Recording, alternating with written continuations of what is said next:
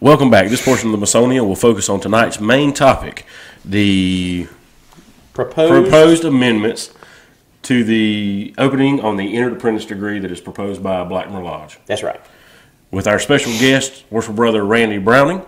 We hope that you and your lodge will find this information useful for educational purposes. Perfect. Okay, so here's the deal. Randy Browning, past master of Blackmer Lodge, is kind of the leader of this idea. And the idea is, Randy, you want to pitch it? Go ahead. All right, the idea is that we feel like, we at Blackmer, feel like that lodges should have the ability, if they so choose, to open for business on the entered apprentice degree. And to that end, we developed a proposed code amendment. And we have given that to the Grand Lodge, which the proper form is it has to be in by December 31st, and we have voted on that with a proper majority. The Secretary sealed it. We have sent that to Raleigh, so you should be seeing this come annual communication time as a vote on the floor. Now, having said that, laid the groundwork. Randy, why don't you tell us a little bit about why we're doing it? How it got started. And just go. Well, like you said, I was Master Blackmer in 2015 for the second time. We've been short on candidates for a while. It's cyclical. We go through that. But we finally had a candidate, Brother Michael Wilson. And he was initiated, I think, around November of that year. And it was about this time of year. We were doing a program. I was going to do a program on the miracle of Christmas. Kind of feel-good program, you know. And I just felt like he ought to be there. I wanted him there. So I told him to come on, and we dispensed with labor and had him come up. But that meeting, then Right Worshipful Brother Gene Cobb was there. And I told him in open lodge that when he was Grand Master, I would do anything I could do to help facilitate a lodge being able to open on the entered apprentice degree. For that reason, simply because we initiate these men, we call them brothers, and we tell them we'll see you again when you're a real Master Mason. So that being said, I started doing some research, and come to find out there was already a lot of research done on this from other brothers here in North Carolina. There was already a movement underground for this and in other jurisdictions. So there's a lot of information out there. You want to go and through the history of it? Yeah. So, initially, lodges met and did business on the first degree. That's the way it originally was here in North Carolina, and our minutes show that up until about 1850. So the reason the way it is now, 1826, you all know the Morgan affair. William Morgan from Batavia, New York, I believe it was. Mr. Morgan was quite the scoundrel. He apparently infiltrated the lodge up there. We don't know that he was really made a Mason. At that point in time, there was no modes of recognition. So we think he probably infiltrated a lodge up there. And at any rate, he decided he was going to tell all the secrets of Masonry, write a tell-all book. Well, the Masons up there took matters into their own hands, and we don't know what happened to him. He was never to be seen again. Never to be seen again. He was arrested for a debt of like $2.68. I read from a Mason. And anyway, he was arrested, and they let him go, and Masons took him into custody, and he was never seen again. So anyway, the fallout from that was just horrendous. It was catastrophic for Masonry in America.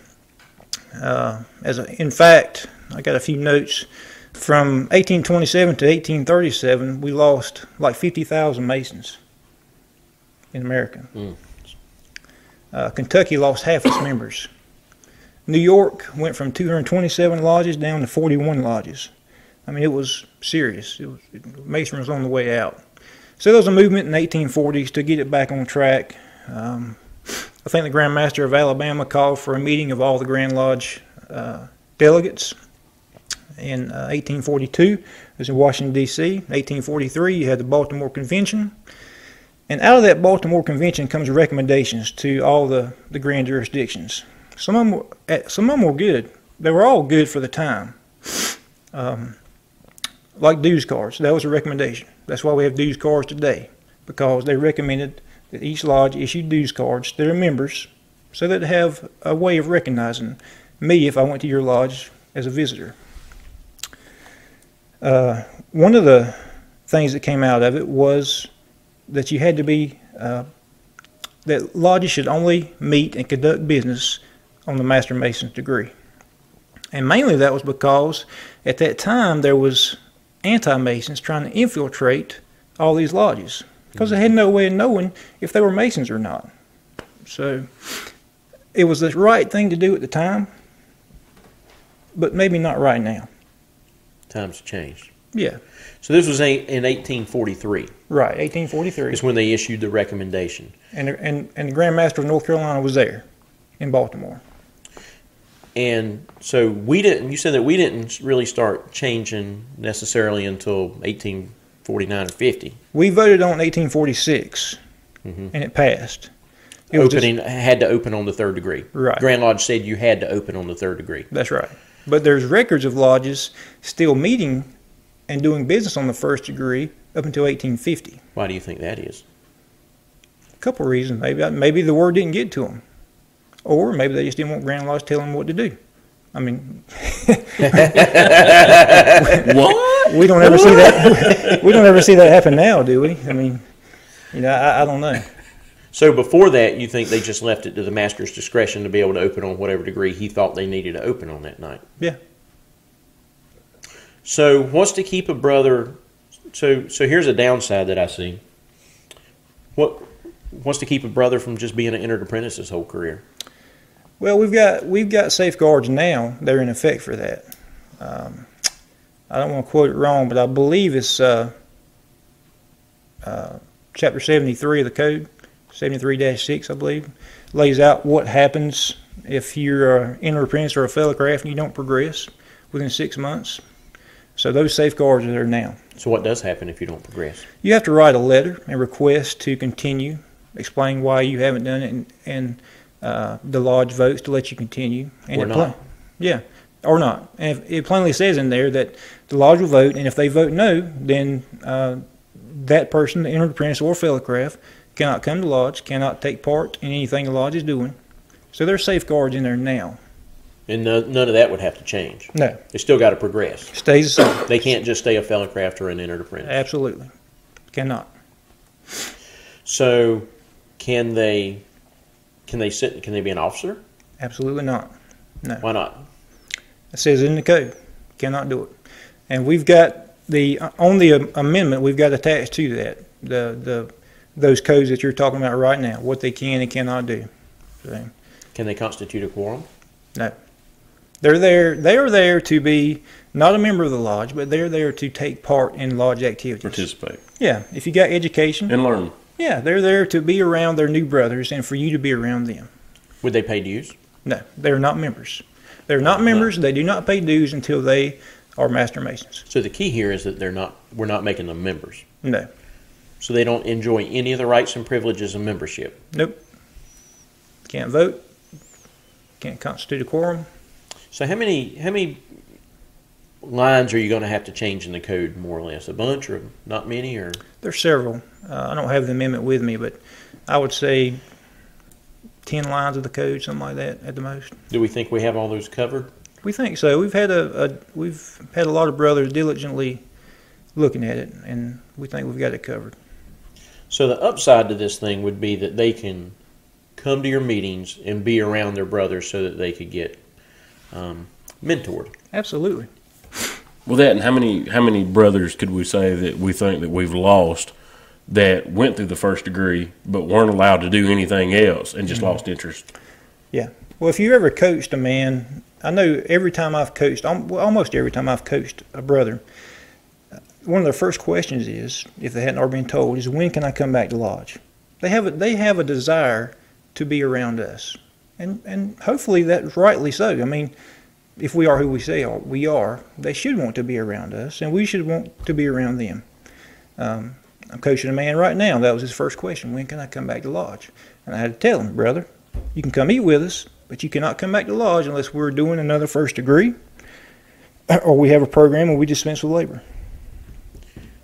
I suppose that, like, if you had a candidate and a coach that for whatever reason were not making it through the process, maybe they just didn't like each other, or they had scheduling problems, maybe the coach, whatever, for whatever reason they were not progressing, that if that brother was around the lodge, if he could come to the meetings, then you maybe could pick up on that quicker.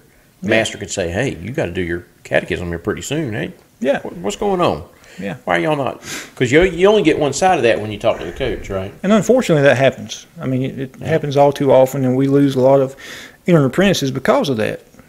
Something along those lines. It's just if we can get that brother into the lodge and get him used to being around us, I think it's only going to be a better experience for him, and we're going to hang on to a lot more of them. I mean, I just think about having practice after a lodge meeting. Yeah. You could have practice right there in the lodge. I mean, right after a meeting. Well, they would get to see your opening and closing more. Here's what happens a lot of times. As soon as we get that brother raised, we raise him in June, he's sitting in a steward's chair the next night, or maybe a deacon's chair. I mean, that happened to me halfway through. Our lodge was hurting. I was raised in May, June 1st. The first meeting in June, I was sitting in a deacon's chair. I'd never even seen lodge open and closed other than, the closings that you see after your degree. I didn't know what to do. I'll just sit here. You'll be okay, kid. We'll tell you what to say. I think that's what happened to all of us. I was raised November the 2nd, and was made senior deacon in January. Yeah, see, that's a bunch of mess. I mean, and you don't want to do that, but sometimes some lodges can't help it. Right. And so it would have at least helped him if he could have seen 6 months worth of openings and closings, even if they're first degree openings and closings. Well, just heard they're similar enough that he would pick up on the the ebb and flow of the thing. And right? there's an argument that we push these guys through the degrees too quickly. That we should spend more time coaching them during this time of initiation and passing and raising. Well, why do we push them through so quickly? So they can be Master Mason and come to lodge, right? So this way we're making a better product. Yeah. Can they participate in Masonic education? Absolutely. If we can, so you can do any. What if you wanted to do? What if we were going to open on first? We wanted our entered apprentices to come, and our education program that night was something that only Master Masons could hear. Mm-hmm. You could do it a number of ways. You could call them ahead of time, tell them tonight, we're going to have to open on the 3rd degree. You come meet with us, but you can't come to lodge. Simple as that. It's at the master's discretion. What he wants to open on. If he either wants to open on the entered apprentice degree or the Master Mason's degree. But if this were to pass, think about Sophia. You could open at Sophia and expose that brother to something that they've not seen. Yeah. And national level speakers. I'm glad you brought that up, because if you are an entered apprentice, you cannot visit another lodge unless you have a brother that was present at your initiation with you to vouch for you. You put that language in the code amendment. It's in the proposed amendment. It's one of the modes of avouchment that's in there. That's in the amendment. Yes. So, Randy, what will you do to get the word out about all this? Like, what will be done as far as, or what is done from the grand line aspect of, since this amendment's come forward, to get all the information for, description, to let everybody know, to answer these questions that we're talking about. The Masonian. Yeah, the Masonian. I mean, of course. Yep. And Ben and I both have a program on our Speakers Bureau that tells about the history of why we meet on the Master Mason's degree. Either one of us would love to come out and talk to any lodge. Did they put it up? Yes. It's on there. Good. Because I think this would be a great article for the next North Carolina Mason. Oh, yeah. So I have a long list of stuff. When Beth comes, we're going to take this whiteboard right here, and I'm going to lay out all the things that I want her to give some exposure. I mean, that'd be a great article. Yeah. The history, everything that you just said, the history of that would be a great article for the North Carolina Mason. I mean, if we were just pulling this out of the blue, I could see them, staking us up outside the Grand Lodge, but there's precedent for this. I mean, this is the way it originally was, and through a knee-jerk reaction, through extreme times, it was changed. And when it was needed, I think so. Yeah, I mean, they had a valid reason for what they did. Not faulting for that, but I think the time has come to put it back the way it was. What are other Grand Lodge jurisdictions doing? I think there's 27 jurisdictions now that have voted to go back to doing business on the first degree. Really? Oklahoma being the last. So more than half. Absolutely, more than half. Yes. And at the same time, you're saying that the lodge would be given they could do if they wanted to. If your lodge is against it, then you don't have to do it. So you're saying that the master, you think masters could have enough judgment to know when they should and when they shouldn't open on what degree without Grand Lodge oversight? If they shouldn't be the master. Skippy, I'll go with that. Amen to that. I mean, yeah, this amendment's going to give them the authority, the power back, you might say, to choose which degree they want to open on. So if they open on entered apprentice degree, fellow crafts could come also, obviously. Right. What if you wanted to do a first degree on a stated communication? Could you open on emergent? Yes. I mean, not emergent. Could you open on the first degree without having to go through the dog and pony show? See no reason why not.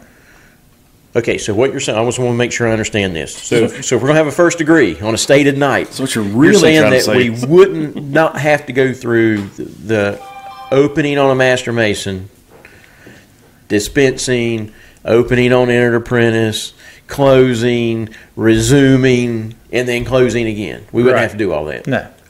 Pass it right now based on that. I mean, most times we do our first degrees on an emergent just so we don't have to do all that. Yes, we do. Yeah, we schedule them that way just because we don't want to have to do all that. But we couldn't do it on fellowcraft. No. Can we tackle that next year? Absolutely. Okay, well, let's get this one passed first, and then we'll go from there. So, what's the downside? I don't know a downside. I do not know a downside. I've talked to a lot of different Masons across the state, and everyone I've talked to has been for it. I mean, I'm sure there's somebody out there against it, and I want to talk to them. I want to know why. How's jurisprudence feel about it?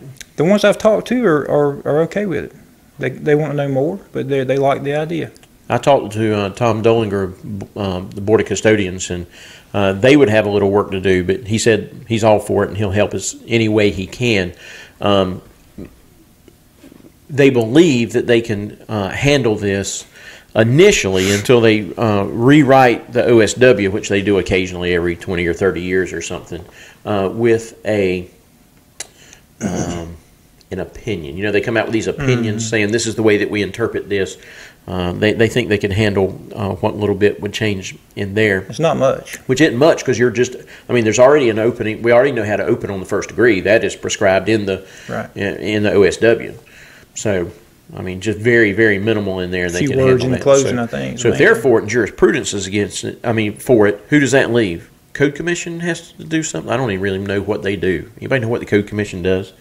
I guess they look at the code, but that's kind of what y'all do, isn't it? Well, y'all look at the amendments. The amendments, yeah. And they would actually look at the code. Amendments, yeah. So before we get too far off, I want to make sure that our followers watching heard what Brother Browning just said. If you are against it, please shoot us an email. Yeah. We will make sure that Brother Browning gets it. We'll forward it to him. But if you are against it or you have ideas or concerns regarding it, please send us an email on our Facebook or webpage. We will forward it to him because he welcomes them and he is wanting to work through those. So if you have some, he wants to see them. So I'm assuming there's two reasons for that. Well, one is we don't want to leave a hole. We don't want some big glaring problem that we hadn't thought of. Even though we've asked everybody we can think of to poke holes in it. We've worked through all the few of those that there were. And two, we don't want it to get to the floor next year and come to find out some brother walk up. We don't want to find out then and say, "Hey, y'all ain't thought about this thing." Oh crap! Yeah, you're right. We didn't think about that. So right. So. All right, so what's the plan from here? Well, we've already got 2 lodges we're scheduled to go talk to. Where at? One is in Hillsboro, Eagle 19. Yep. And the other in Cary. So we hadn't scheduled them yet. We're going to. We hadn't scheduled the time yet. By the time this comes out, they'll have been scheduled. Right.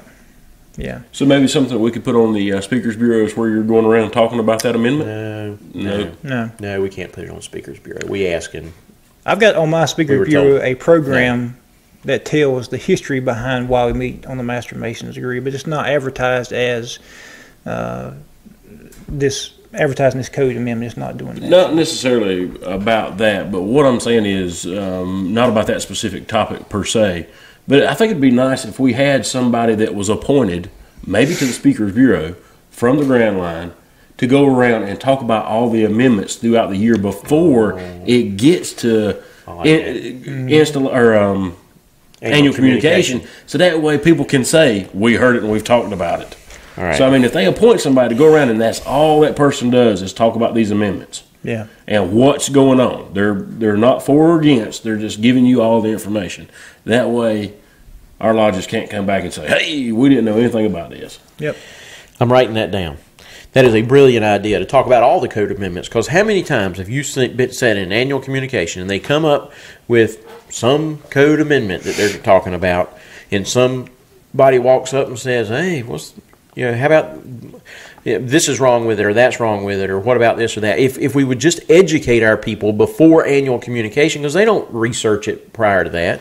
They don't even know what's coming up most of the time, or sometimes in the lodges, our lodge will talk about it. A lot of times the secretary will read what they are, and we'll talk about it in lodge, and that's what they should be doing.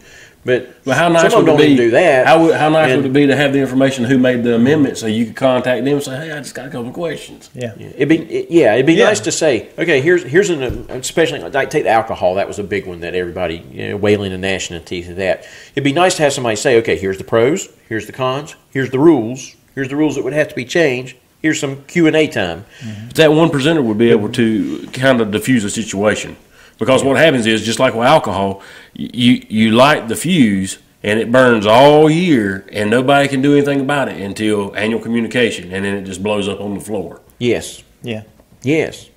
So that's a brilliant idea. I think we can put some Speakers Bureau's folks together to talk about all the code amendments. Right. That's what I meant. I'm sorry when I didn't No, specifically. No, you did say that. That's exactly what you said. You're exactly right. It's brilliant, Riley. At least for this credit code to Riley amendment. Beeman. At least for this code amendment, I don't want someone to vote against it, but without knowing all the facts. Yeah, and that's one thing. Like even with the alcohol and some of the other ones that we might have thought were crazy. I mean, it'd just be really neat to hear what their side is, because they could be just like Randy. Hey, we want to hear what the crazy ideas are. If you know something, how it's not going to work, tell us, because we didn't think about it. I guarantee you, when they passed alcohol, half the brothers in that room didn't know what they were voting for. Oh, no. I mean, it was just confusing the way the whole thing went on the floor. And that last dude that got up and talked and said, vote. Now if you're against this, vote for it. And everybody's like, what? Is that right? I don't know if that's right. Okay, cast your ballots. Okay. And then when it was done, you could see everybody looking at each other. What did we do? What? Did we pass it, or what does that mean? I mean, you shouldn't do that, right? No matter what side of an argument you're on, the brothers should be more informed than that, and they aren't. So I like that. That's what we'll do. All right, so what we're saying is we will go out to lodges, me and or you, and give this explanation that we've just given. Or you can take this clip that Brown's going to do and show it in your lodge night, and hopefully that'll answer all your questions. Randy has developed a PowerPoint that he will be glad to share with anybody, either in person to explain it, or we'll just ship it off to them, right? We'll send you the amendment. We'll send you the PowerPoint. And if you are a lodge and you want to jump on and co-sponsor this thing, how would you do that? We're looking for co-sponsors. You just basically take this amendment, vote on it by 2/3 majority. The exact amendment. The exact amendment. Do not change it. If you change one word, then that's 2 amendments that are on the floor. So don't do that. Yeah, which at this point will be brought up in 2018. But right. Anyway, by the time this comes out, that's right. Right. Take this exact amendment, put your seal on it, vote on it, put your seal on it, send it to the Grand Lodge. Love to have you as a co-sponsor, and love to talk with you about it. How many co-sponsors can you have? How many lodges are in North Carolina? Unlimited. There you go. If you are a DDGM, DDGL, or just a guy that likes this idea and you want to help us push this, how can you do that? Contact me. I'll get you, or Ben Wallace, either one. We'll get you all the information you need to do it. Send you the PowerPoint, do a little train the trainer. Absolutely. Yep. Certify you, deputize you. Off you go. Bring you into the fold. I have a question. What it is? Can we contact Chris Ford and have him put the amendment and the PowerPoint on our website? Why didn't you think of that? Brilliant. We always Yes. Good thinking, Brown. We already Yes. have education topics on there. Yeah, absolutely. Yes, absolutely we will. Brilliant. Thank you. All right, that's what we'll do. What did we leave uncovered, fellers? I don't know, man. It seems like we're nailing it down tonight, man. We're on a roll now. Yeah, well, we took a little longer than we wanted. Our 20-minute segment turned in, well, it wasn't bad, 25 minutes. That's not bad at all. All right, Brown, I'm about ready to roll it up out of here. What do you think? I'm ready when you are. All right, anybody got anything? Randy, thank you so much for coming. Absolutely. Hey, we appreciate you. Thank you, brothers, for what you're doing. You, for me, just the average Joe Mason, you guys are getting information out there, and we appreciate you. Appreciate you right back. Love you right back, buddy. Absolutely. All right, we're out.